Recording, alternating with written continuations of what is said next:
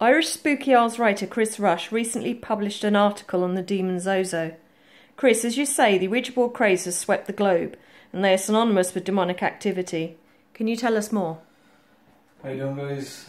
First of all, I want to thank everyone for firstly reading my article.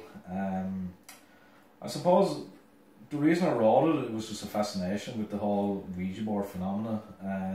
Obviously, there's been a couple of films recently, and of course they're notorious with being evil as such. So I decided to look a little bit further into this, and of course the word that kept popping up every now and again was the word Zozo, and the demon associated with the board, so to speak. So I done a little bit of research, and as I said in the article, it's a little hard to pinpoint where the whole phenomenon began with Zozo. I think if I remember correctly, it goes back to the 1800s, where people started encountering a being or an entity that called itself Zozo. Apparently the most famous one was the famous story told by Mr. Darren Evans. He and his girlfriend was carrying out the Ouija board one evening, and he became into a contact with the entity Zozo, and he became obsessed with the board. Of course, the whole characteristic with demons, the theory is that they come across as friendly as first, and to gain your trust. Of course, the end goal is to gain possession.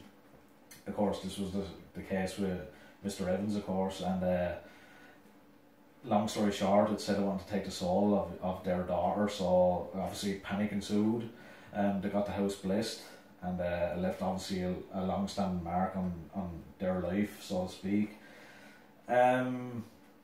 I suppose, listen, I'm not saying he does or doesn't exist. It was just an interesting story from my point of view.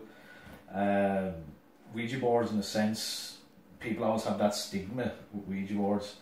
But there is, if you search the internet nowadays, the common things that come up with Zozo, that if he's present, of course, the planchette will move in a figure 8 or the infinity signal. It'll obviously spell out the word Zozo. The room becomes a lot more darker. You feel dread, and of course the people that are carrying out the activity itself become a lot more depressed. They become anxious. They feel the sense of wanting to commit suicide. They feel the sense of wanting to commit rape, obviously, which obviously isn't good for anyone. And of course you have the thing that you know, with movies and things like that, they've actually dramatised it a lot more.